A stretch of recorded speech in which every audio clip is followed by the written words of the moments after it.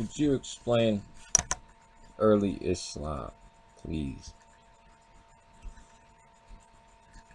Find it terribly confusing. Did Muhammad exist? When did he actually rise? What was it originally like? What extent? To what extent? And from where did it take its ideas? How integral is the Quran actually?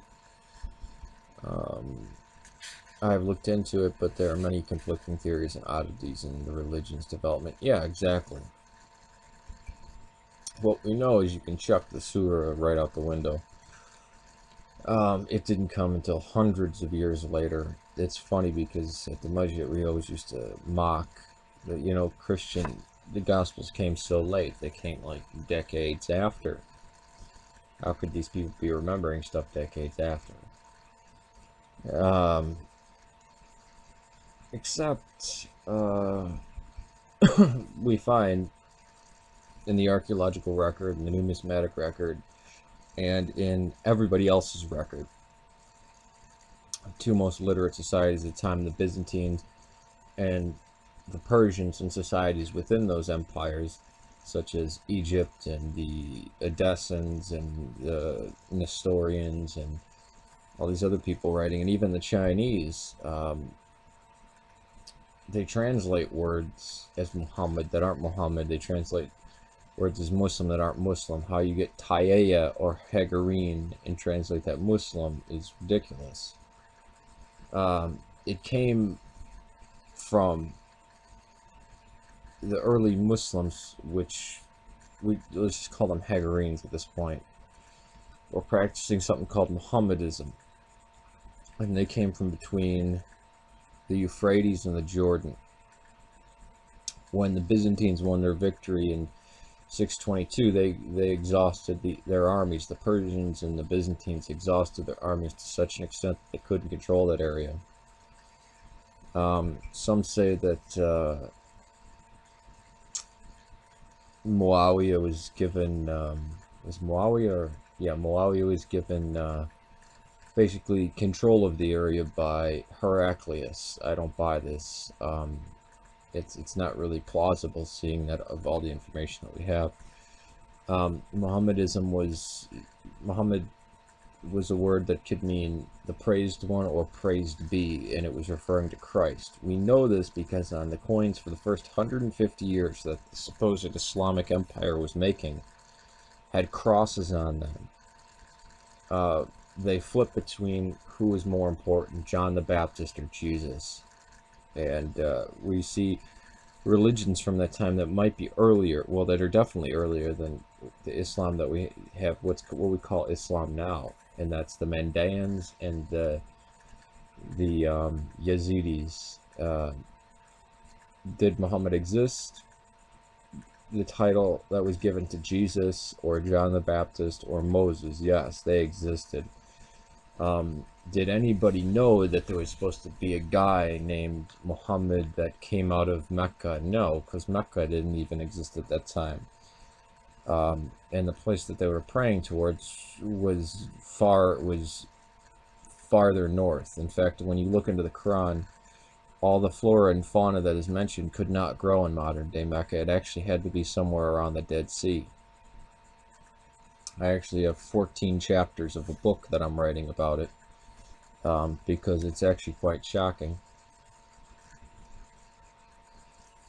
I'll leave a link to a website that somebody put up talking about where it's all the external references to Islam. And Christopher Luxembourg did this Syro-Aramaic rendering of the Quran. And he showed that a third of the Quran is actually a Syriac Christian adoptionist, not really adoptionist, but proto-Aryan work. It's before Arius, but it's viewing Jesus in some form of how Paul of Samosata viewed Christ. And even when you had Mamun make these religious reforms, the name Muhammad only gets mentioned 3.5 times in the Quran, in the current Quran that we have. So, I mean, it totally destroys that Edward Gibbon line that the life of Muhammad was born in the full light of history. It's not. We actually have nothing about. There's no human named Muhammad that set up a state in 622 in Yathrib and renamed it Medina. The Arabs were never in the peninsula, they were in the north. And they consider them through the line of Esau and Ishmael. And most of them were violent Jews. I mean, if you look at the Jews during the Byzantine Empire is always trying to act nice towards the Jews and the Samaritans, and they keep rising up and slaughtering people. Samaritans that were best treated by the Byzantines, although this flies in the face of modern reconstructionist history that says the Jews were always an oppressed people.